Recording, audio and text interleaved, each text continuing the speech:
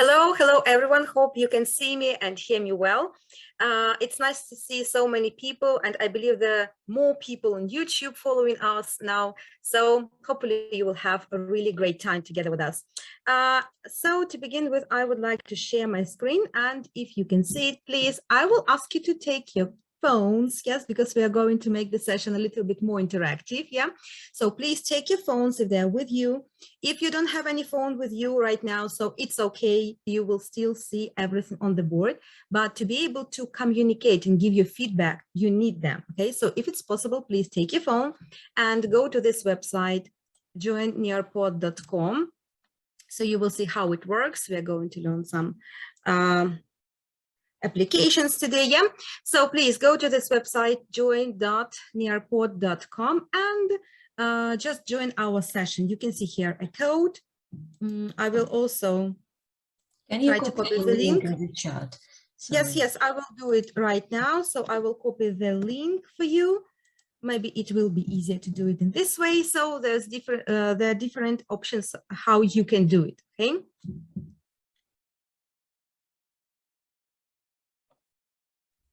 All right, let's see how many participants we have.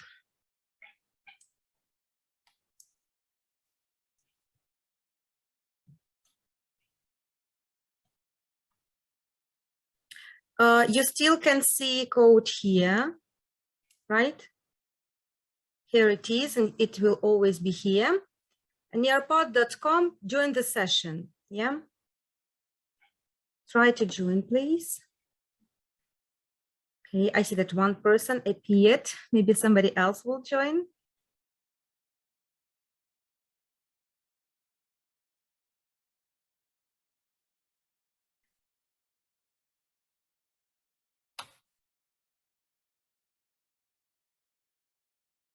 Okay, some more people, good. All right, so you can see here the name of the website, just in case, nearpod.com, and you can see here a code. If somebody else wants to join or can join, so please do it. And we are going to begin. Today, we are going to speak about critical thinking skills, yeah, and teaching students to think critically about advertising. I have chosen this topic in particular because I would like to give you some practical tips that you can use in your classroom just right away. So what are our objectives today? So we're going to study the strategy of teaching students to think critically about advertising. And also you will use Nearpod, this great website. I like it a lot. Maybe you will also use it with your students or at other teacher trainings and so on. Okay, before we start, just a quick poll. Yeah, you can see it on your screen, and using your phone, you can just choose your answer, right? So do you think it is necessary to teach students to think critically about advertising? So what's your choice?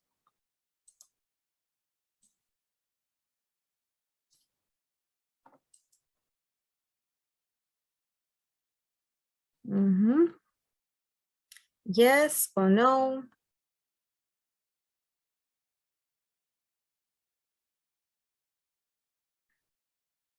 So you can choose.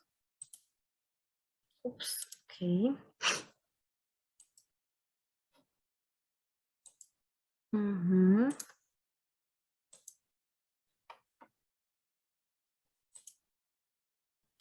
Just a moment, something happened.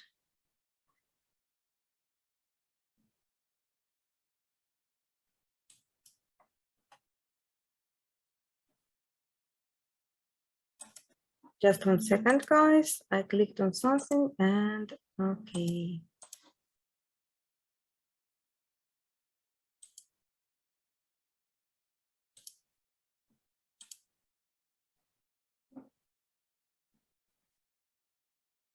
So I'm really sorry something happened. Just maybe it will be another code right now, but still that's okay. You can see it and you can join. Oh my goodness, what's this? Yeah, okay. So we have the participants, we have the question here, right?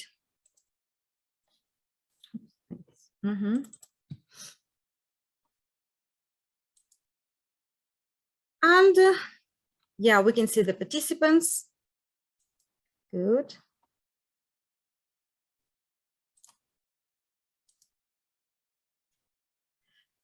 Okay, yes, so it's really very important to think critically about advertising, and you can see the answers. Yeah, so people have voted, yeah, for answer yes, for answer A, yes, I do. Okay, undoubtedly, it's one of the soft skills that we have to teach our students in the 21st century. Nowadays, it's really very important to focus, yeah, on these skills. And here. Oops, just a moment. Yeah, some more details about it. So please try to write here. Why do you think teaching students to think critically about advertising is important? So just quick answer. It can be one word, a phrase, or a sentence. Just share your thoughts with us. What do you think about it? Again, on your phone, you can see a small box. There you have to write your answer and submit it.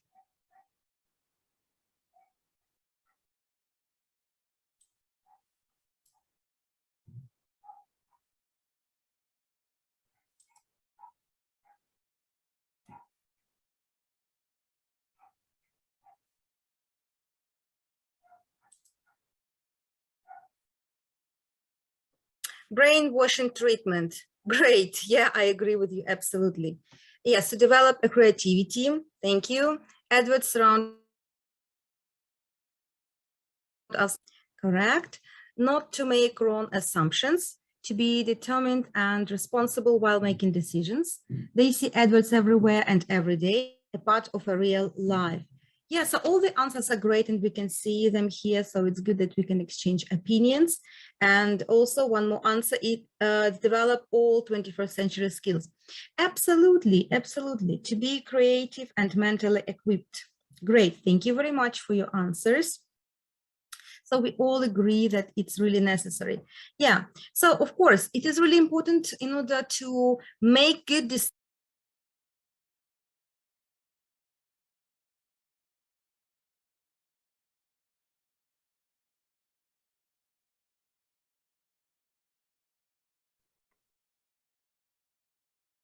Okay, I think Liudmyla will connect to us back very Hello, soon. hello, can you Yes, hear me? yes, now we can see you and hear you. Something happened, I don't know, the connection is good, but still. Okay, so can you see my screen again? Yes, we can see it. Yeah, great. Now, what we have? So please try this option. Have a look at this picture and try to say what you can see here. What place is that?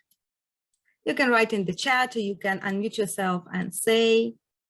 I'm sure that some people here in the group will recognize it quite well. City center, I think. Absolutely. What city is it?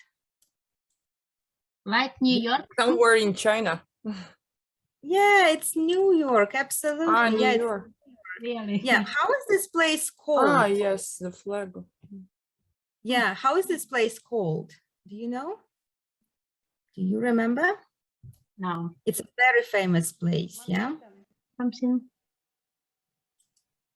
Yeah, absolutely. So you're right, absolutely right. It's New York and it's Times Square, which is a famous landmark in New York, situated in the junction of Broadway and 7th Avenue. And it's famous for a huge number of animated neon and LED signs. And they make this place really most iconic, yeah, iconic image. So we're going to speak about advertising and to speak about product placement. Yes, so it's some terms which our students might not know, or which sometimes even we don't know. We come across and learn something new when we prepare new materials for our students. So product placement, we're going to speak about it. So this is a practice in which manufacturers of goods or providers of a service pay for them to be featured in films and television programs.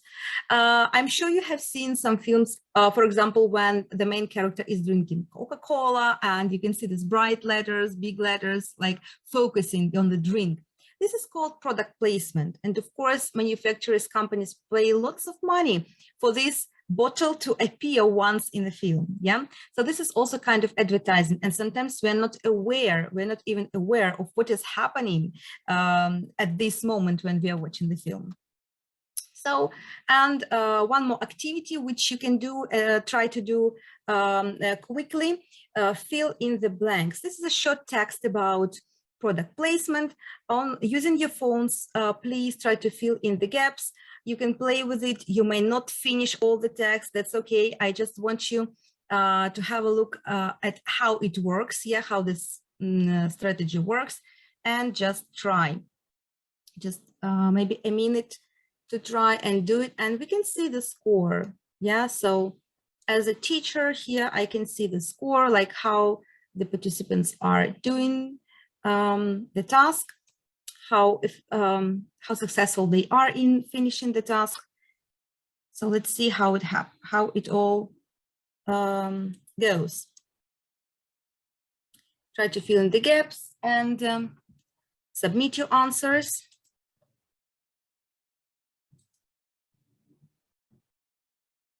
And we'll see the results here in our screen.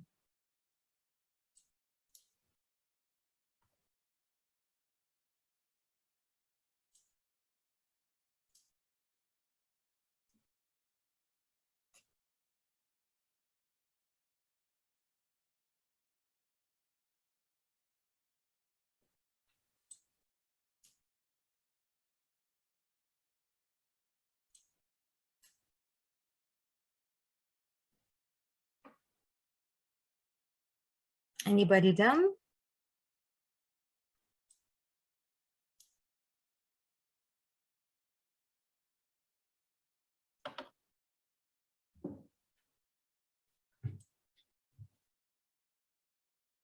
So yes, you can see here the score. Yeah, some people are ready.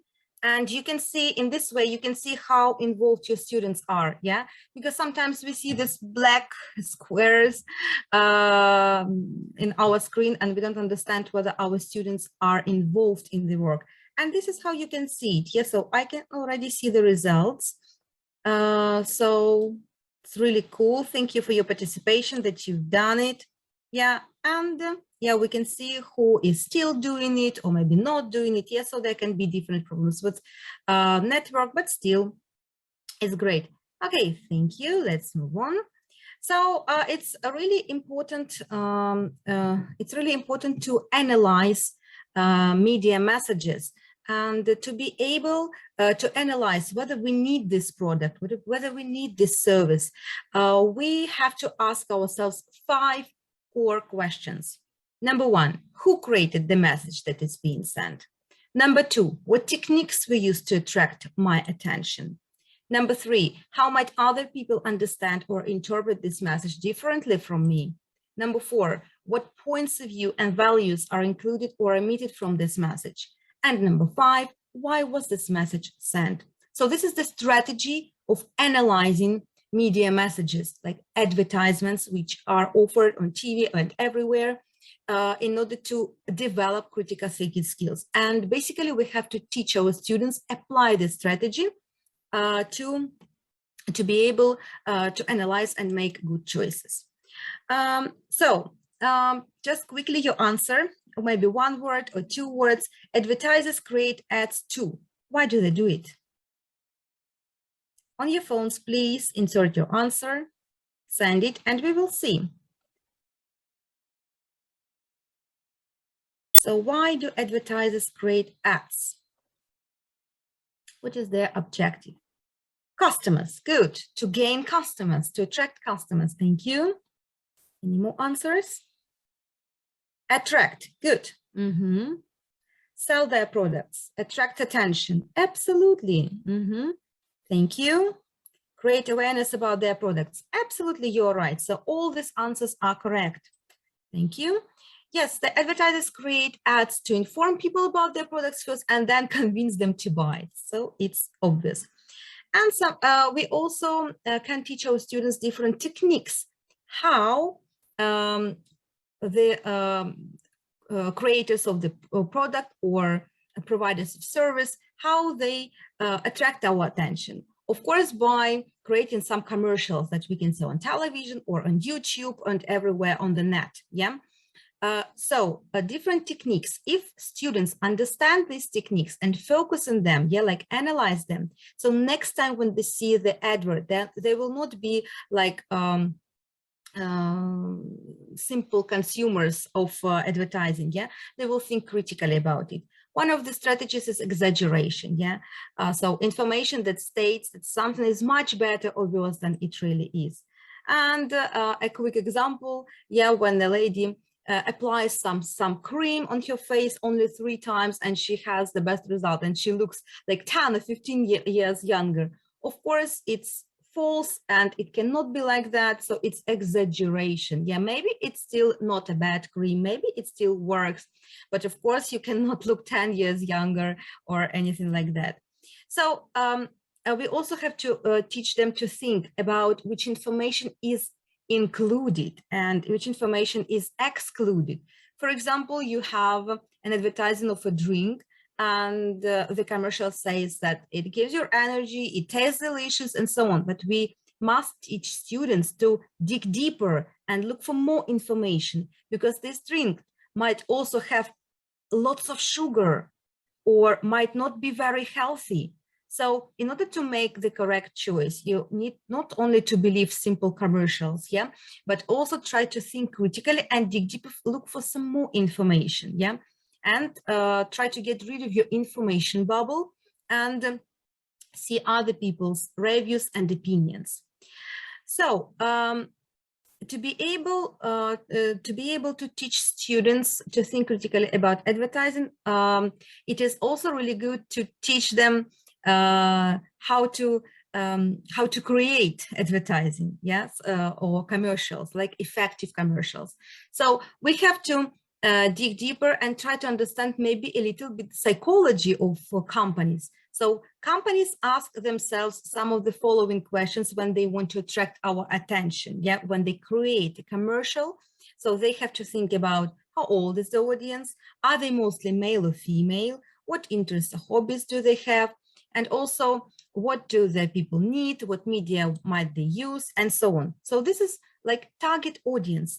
All questions are about target audience, because in order to be able to create effective commercial, they have to understand clearly their target audience. Now I would like to offer you one activity. I usually do it with my students when we have topics like media and advertising. So it's really engaging. It gives students to apply this technique of 5 questions. And I would like to offer you this to try and do that right now. So this is a short commercial, which I offer you to watch and apply this strategy. So we have 5 basic questions like who, what techniques, how might other people understand it, what points of view and values are included or omitted, and why was this message sent, yeah? And we can also think about target audience, yeah? Who might be attracted by this commercial, okay? So let's try to watch and then just give your opinions, just share a little bit, try to analyze this commercial.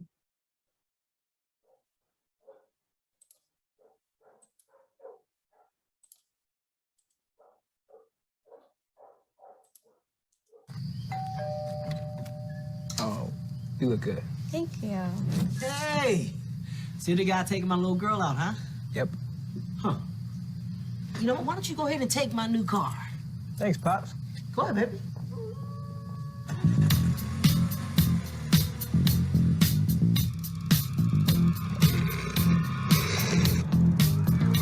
Watch this.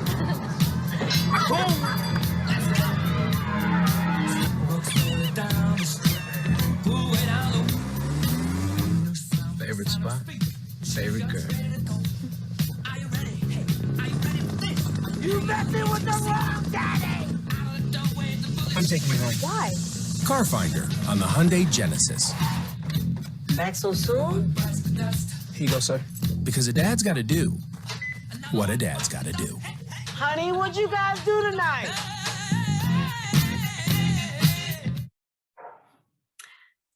Okay, so now again, you can see the strategy, and let's try to think about this commercial. Let's try to just give some ideas. You can unmute yourselves and you can type in the chat. So let's share. Who created the message? So first, what is being sold? So what is the product that they're introducing?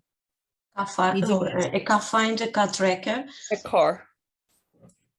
Yeah, what does it do?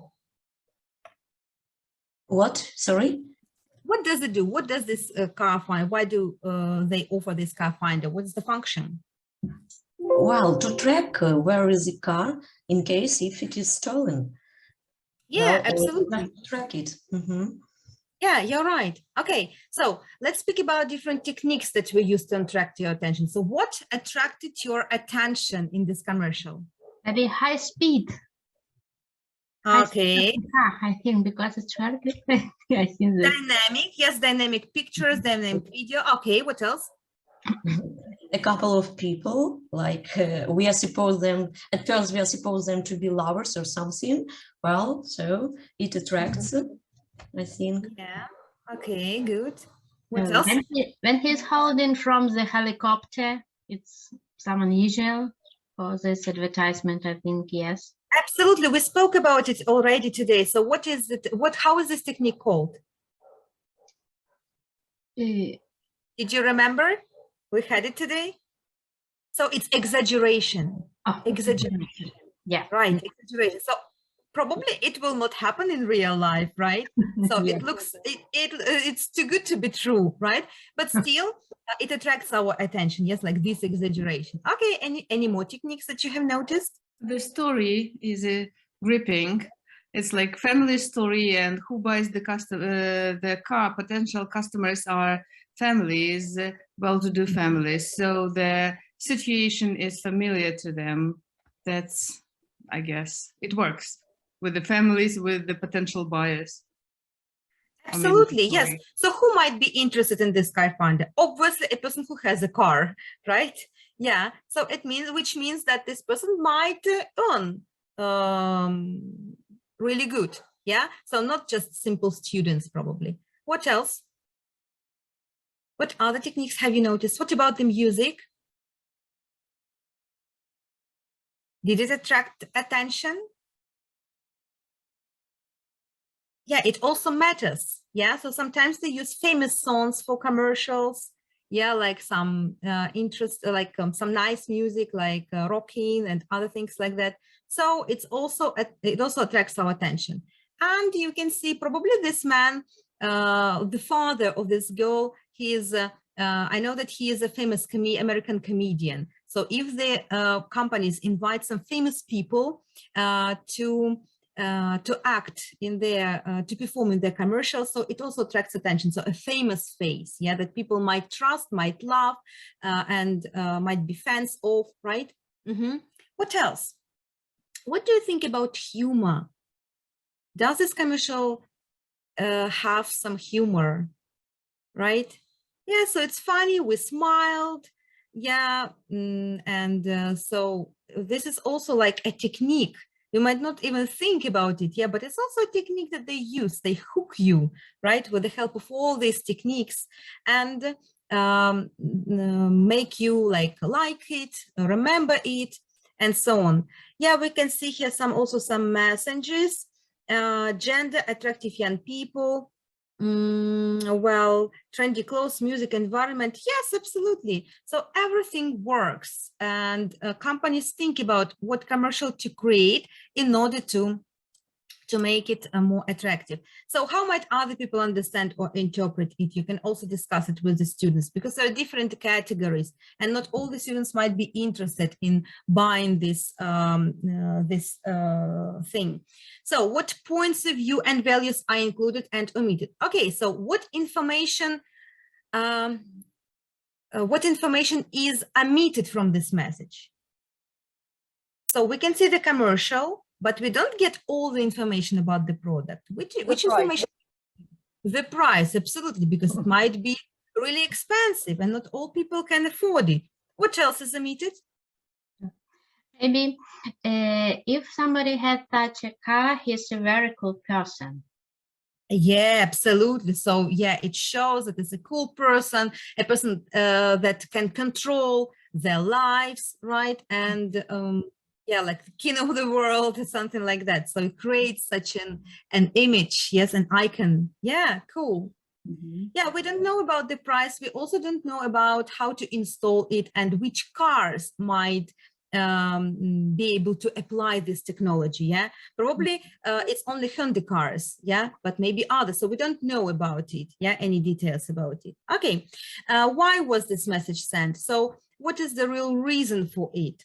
Of course, we understand that they do it in order just to sell, sell their product, to make people informed about it, and so on. So this is a really nice activity. And after the students do this activity, I usually offer them the next some project work. So after analyzing this strategy, after applying these strategies, you can Google some more interesting, fun commercials and analyze them.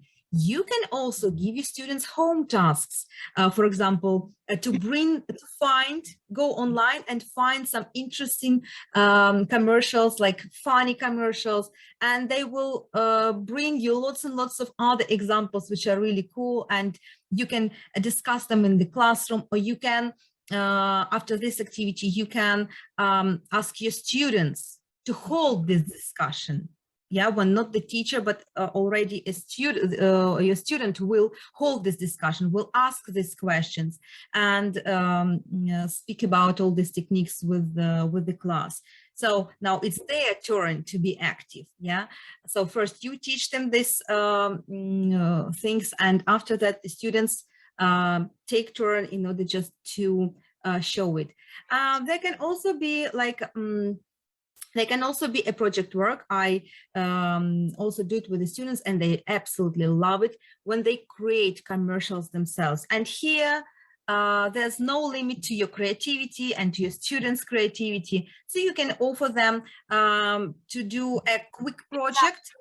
For example, maybe a project done just at the lesson. So here you can give them some paper, faulty pens, and they can very quickly like create some idea and present it.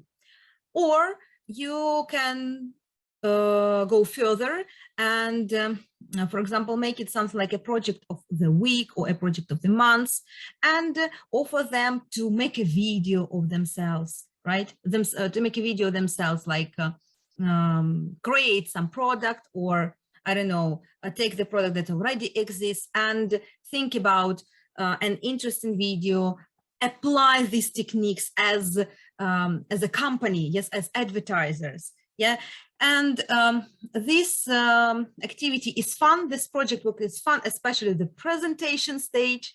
So students enjoy, students analyze each other's commercials and the techniques that we use there. And after you have done all these steps, do you think that your students will be ready to think critically about advertising? Undoubtedly, these 5 questions are applied. They have some experience in discussing, in thinking, in digging deeper into not just simply watching a small video, but thinking about it, asking themselves questions and discussing it all together. So this gives them an opportunity like to learn this strategy. Yeah. So it's really nice, and you can think about any kind of project, and you can experiment with different groups. If your group is more profound, you can give them some more difficult tasks, and if the group has a lower level, you can give them some more simple project. So everything can be altered, right? So I'm just giving you the basic idea, and you can apply it to your students and to your groups. Well, and also, what do we do when we teach students to think critically about advertising? Of course, you can, and you maybe should incorporate grammar, vocabulary, and like learning language. Yeah, not only speaking, discussing, but also applying these important things. And here is a topic that can be added here. Like we can teach them we can teach our students the order of adjectives, because when we describe something, we might use different adjectives. We might need them, and you can maybe remind them, or you can teach them this strategy, like how to order categories of adjectives. Yeah, you remember that we first use quantity, opinion, size, age, shape, color, nationality, and then material. And you can offer it to students, to arrange these adjectives here and practice a little bit. Yeah, so you offer them an example of a delicious, huge Italian pizza. Yeah, and after that, you can also apply to your project. So if the level of students is okay for this activity, you can also add some more tasks, yes, like subtasks to their project. Like imagine you work for advertising agency, your current client is a local English language school. Create an effective advertising poster using Canva. The following strategy. So again, while describing the product, you may ask your students also to apply this rule, yeah, of ordering adjectives. So you can give them more and more and more subtasks, yeah, more and more points that they have to include in their project. So the project can be simple, or it can be more complicated, and it might have different it might have a checklist, you know. And when the students present their projects in class, you may offer other participants like this checklist and ask them to tick whether all the conditions have been met, right? So it's for higher level, of course, but you can add more, yeah, or focus not only on, in general, critical thinking skills, on the strategy, yeah, or asking these basic 5 questions and analyzing the techniques and so on, but also like applying some more rules and focusing on them. And then you can analyze. When students analyze and give feedback to each other's works, so it also makes them think critically, right? They're not only like sitting, like watching their phones and just listening to the presentation, but they are analyzing it together with like all the audience and trying to apply this critical thinking skills again and again, yeah, just to be able to give the feedback to their peers. So it's also like an activity that you can use, and how you can alter, change your project.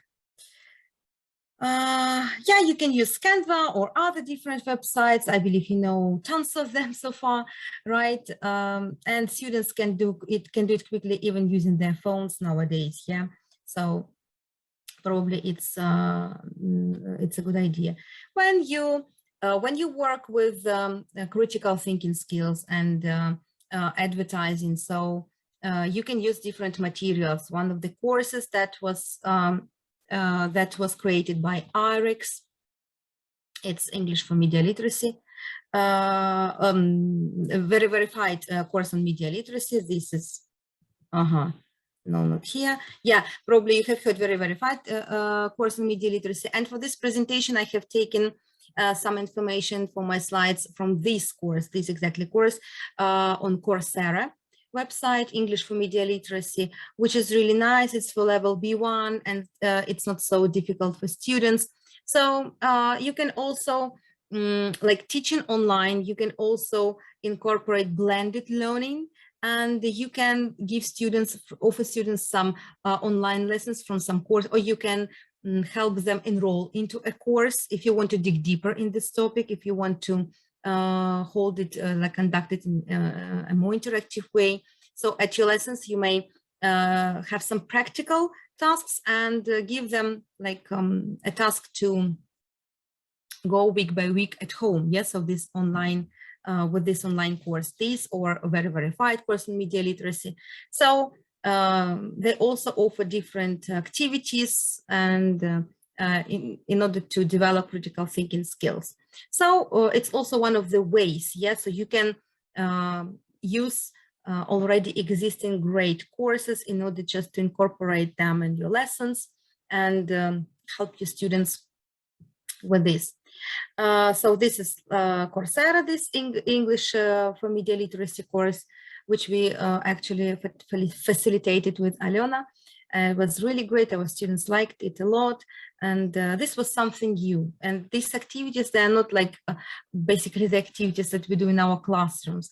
But we can change something, we can go deeper. And very often we have this media topic for our students. So sometimes every year, year by year, we have to touch upon some of these topics, and in different grades you can hold this topic in a new way, in a different way. It doesn't mean it has to be the same every year, like just reading text and speaking about it. So these are just like some tips about how you can make it more interactive, more interesting, maybe, or just different.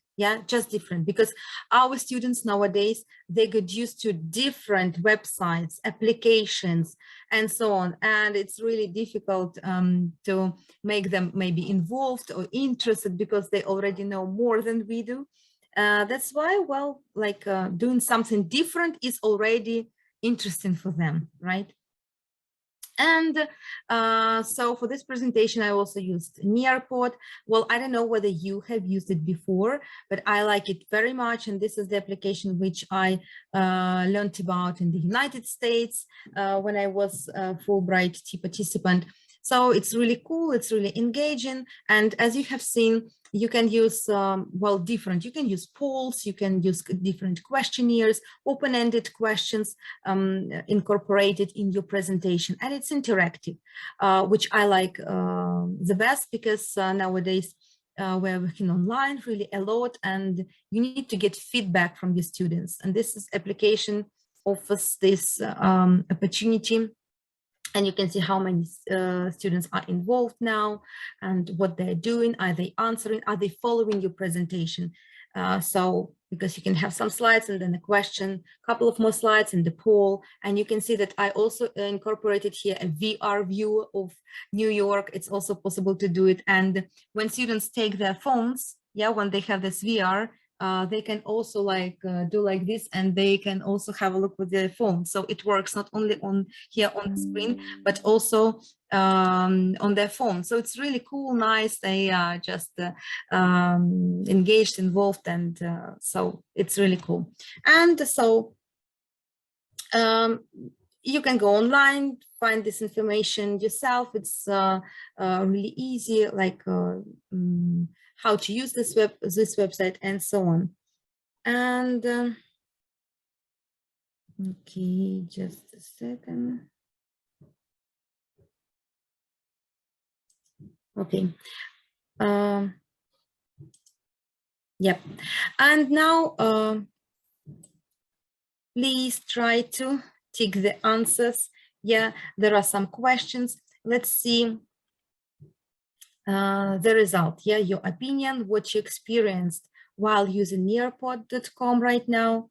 So there are some questions, so please try to answer these questions, and we will see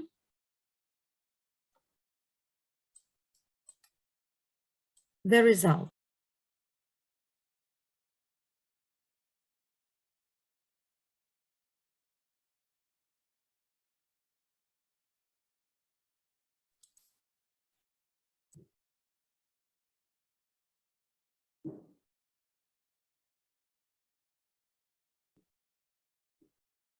Again, your questions are on your screen.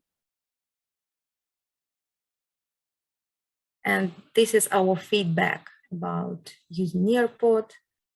Okay. You see how it works. And you can see the result here. You can share it with students on the big screen. So you can discuss the answers. You might like your students, or maybe one of your students, to be able to analyze the results of the survey, like to speak about how many students have correct answers, how many students have incorrect answers, and so on and so forth. So this is also a nice activity to do.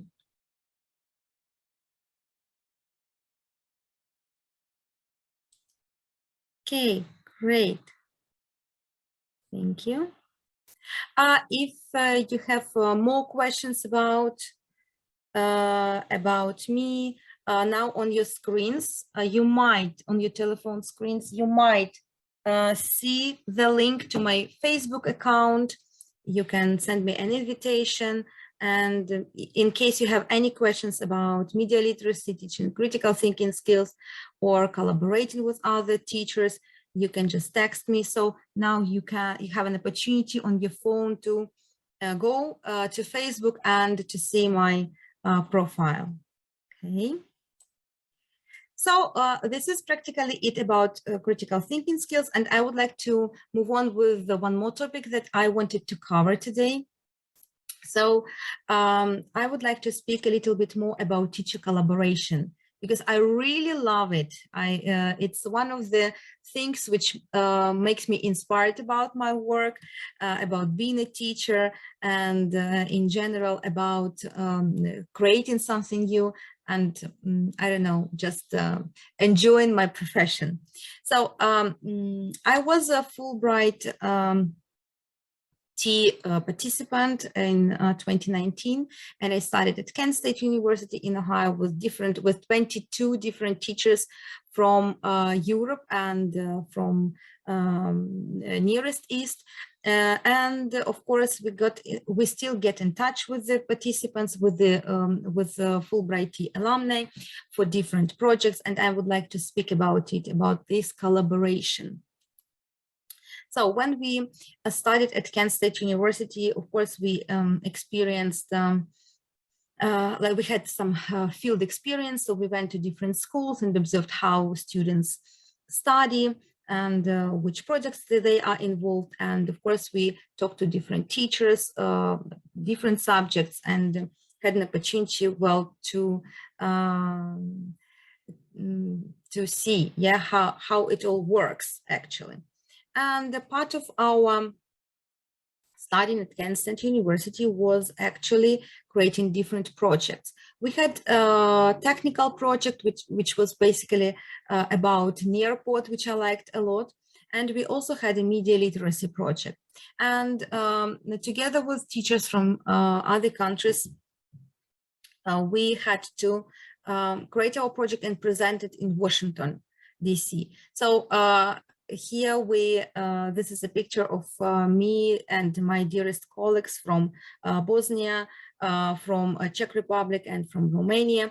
We created a project which was devoted to training teachers to develop media literacy skills at the English language lessons. And this is what we actually implemented in real life. Yes, so from just a simple project to real life, so to say. We also teach in different programs like Access program, you might know it, and so on. And we have connections with other Access teachers as well, and together with Alona, yes, so we try to involve more and more people into different activities. And when we started teaching online, we still had to do some community work. Yeah, it's actually part of our Access program. And we thought about what we could do online. So this was just the beginning of COVID-19. So at first we were at a loss, and then really great ideas came up to our minds, and we discussed them with our students. So we discussed what we can do, like first the most burning problems. And here, these were not our ideas. We asked students to brainstorm social initiatives that could be organized. And we were surprised to have some of them, because we didn't think about some of them. The first one was media literacy for senior citizens. This is what Alona did with her mini group, and they conducted. So our students were trainers for their grandmothers, grandfathers, and relatives, and they spoke about safety online. They spoke about all this like advertisements, whether people should believe them or not, and so on, because senior citizens are well, really can be affected by different advertising and by different misinformation or disinformation. So it was really nice. Another project was like cleaning in your district, and we also in this project we were engaged with some other teachers from around the world, I believe, because an NGO advised us some nice project just to clean something and to share the pictures about that. So it was really good that we could share and see what other people in different countries are doing in terms of cleaning their neighborhood. There was also a very interesting project about bullying. We decided to conduct it, and in Mariupol City Lyceum, where I teach, we have students who are professional mediators. And so our students, and we decided to organize a training in English, and we also, in collaboration with other access teachers from different from Zaporozhye and other cities of Ukraine, we invited them to this training where our students, mediators, spoke about different kinds of bullying in English, and then had a discussion with the students. And you know, I was really shocked because the time of our training already finished, but students were still discussing. And then they stopped speaking English, and some of them spoke Ukrainian, some of them spoke Russian, and we understood that the problem is really burning. And we didn't want just to stop, and we just continued listening to the students, to their stories, and they shared. Some of them shared their stories about bullying, like how they maybe how they were bullied, or other cases that they've witnessed, and other things like that. And it was a mix of students from different cities. So it was really interesting. So going outside your classroom is always really nice, because in your classroom, students already know each other really very well. But when they have an opportunity, now we are working online, it has a lot of drawbacks, but it also has lots of benefits. We can go online practically for every lesson. Yeah, maybe we shouldn't do it for every lesson, but still we have this opportunity. And you can collaborate with some of your colleagues from different cities.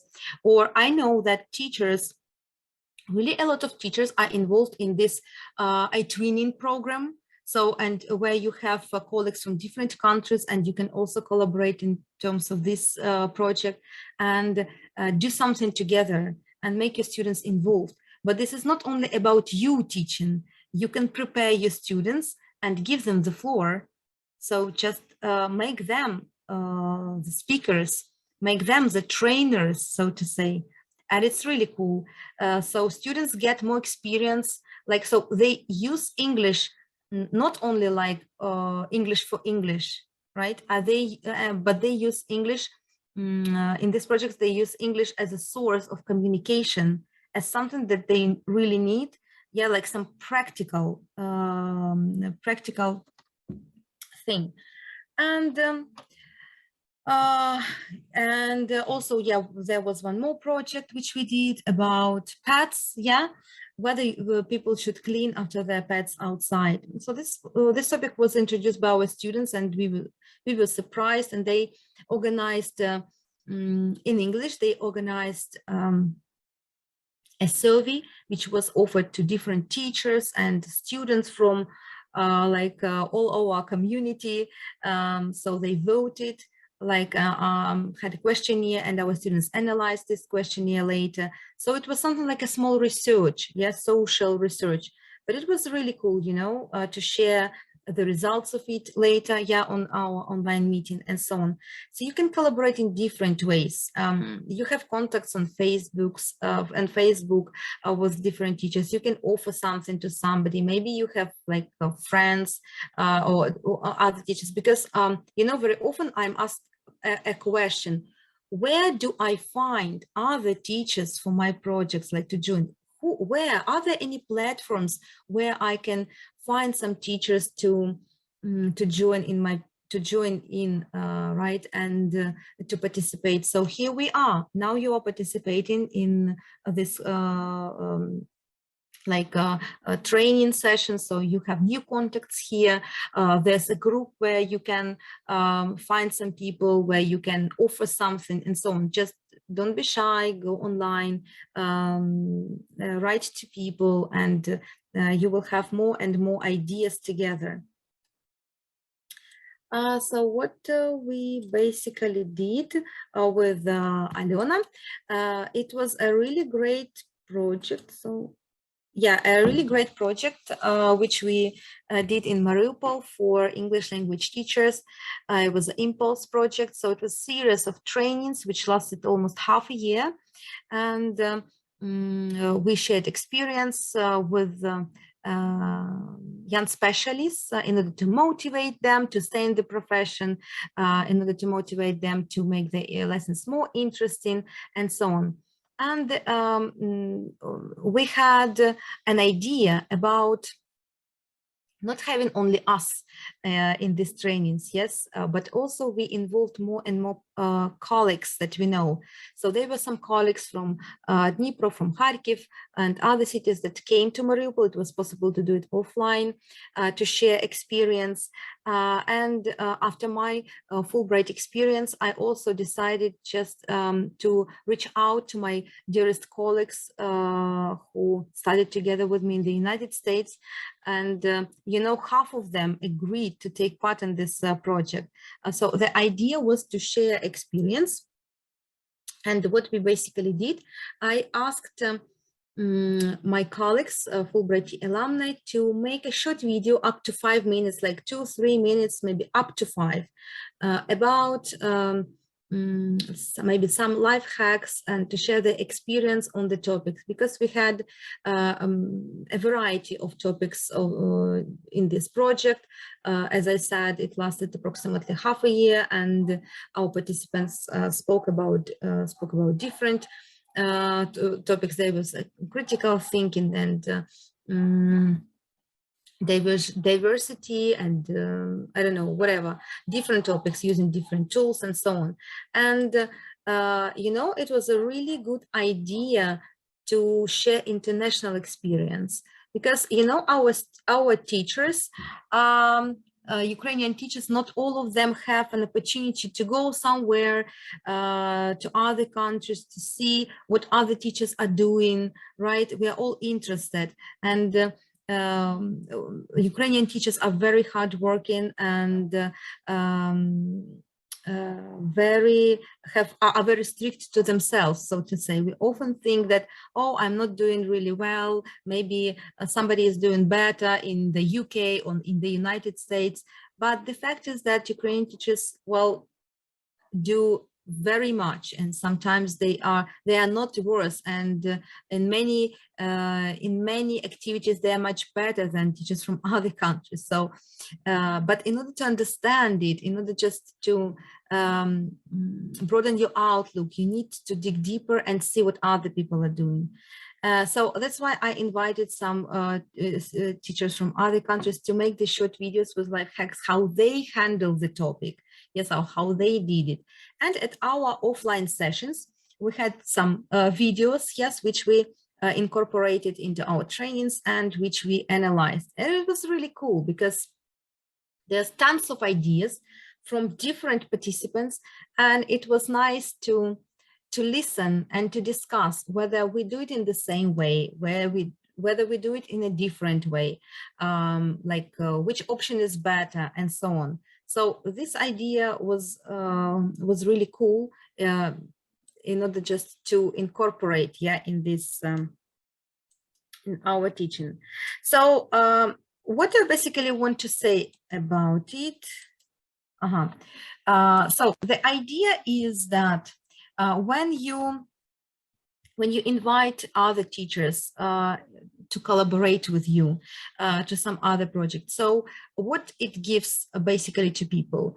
Well, first you broaden your outlook, because as we say, yeah, one head is good, but two heads is better. Yeah, so which means that many more ideas could be created together. Yeah, and when we go to different trainings and when we brainstorm different ideas, and later keep in touch in order to implement something, so it's really good.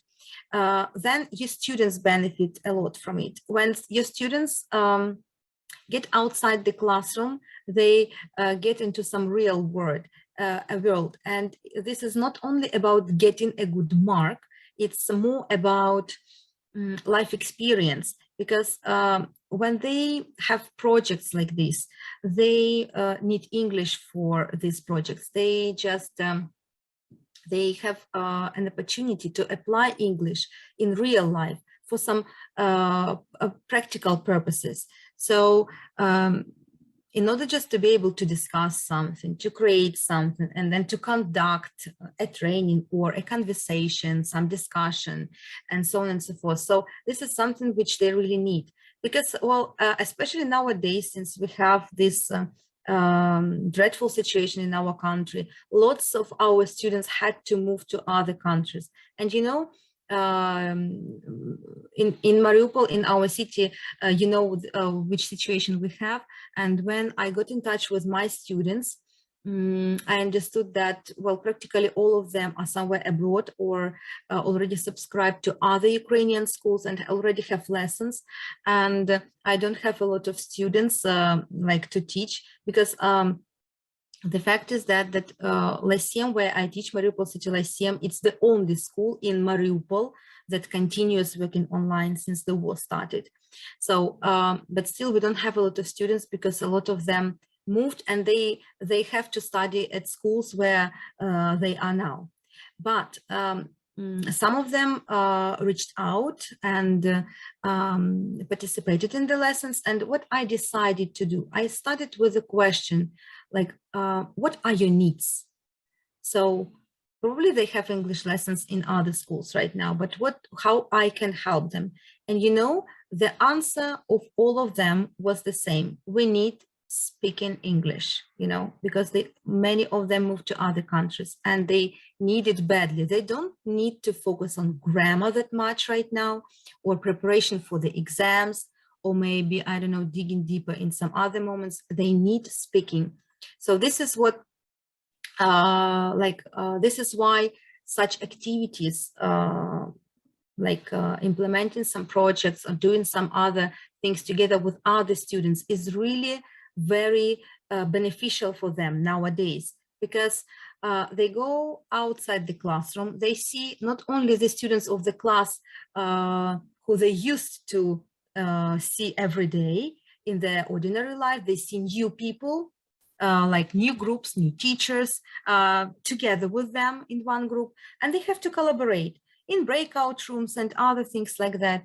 And this is something like a real life situation when they go abroad and have to adapt there. They have to communicate with people like in the streets, like people at home where they live at the moment, and in a shop or anywhere, in order to solve some problems, to solve some issues when they need to buy something, or when they want to explain something or speak about themselves, etc. Therefore, I believe that this kind of work, this kind of handling the topic can be a really good idea, because students need more practical things nowadays. Unfortunately, it's true, it's our reality. But first, in my opinion, the first thing which teacher must think about is the needs of the students. And I decided to shift, you know, a little bit and try to offer something more practical to our students. And this is what we actually continue doing. And thanks to Alena who invited American speakers and British speakers to our classes. We have some lessons with access students as well. And she also invited teachers of philosophy from Great Britain, and the lessons are really super cool. Students are discussing some philosophical issues, you know, and these are lessons that we basically don't have at schools, you know, absolutely something different. It's something more like a speaking club, or I don't know, but students really love it. They can't wait. And if they have homework, they prepare, they dig deeper, they read some articles that this British teacher of philosophy gives them. It's really cool. And there's no limits, there's no right or wrong answer. So, and they have an opportunity to practice their fluency really well. So it's a really cool idea.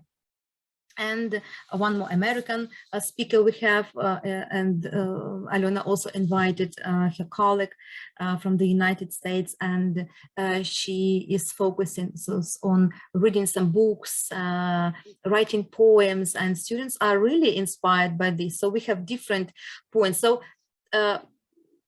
here we have no limits, and I believe that really a lot of teachers want to go outside the classroom, want to collaborate. So I just advise you not to be shy, and just be free to write to other teachers, even if you don't know them. But I'm sure you are participants of some groups, some teacher groups on Facebook, or somewhere else, on some different networking sites.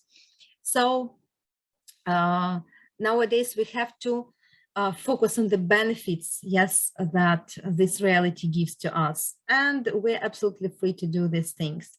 And I believe that you have my connection, my contact on Facebook, that you can reach out for any questions and for collaboration as well if you have some ideas.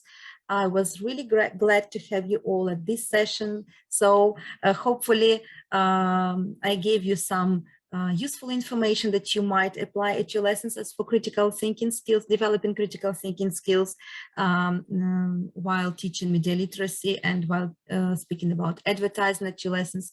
And hopefully I have also inspired you to collaborate for different projects and to focus on your students' needs. So thank you very much for this, for being active, for writing some comments, for participating, and good luck.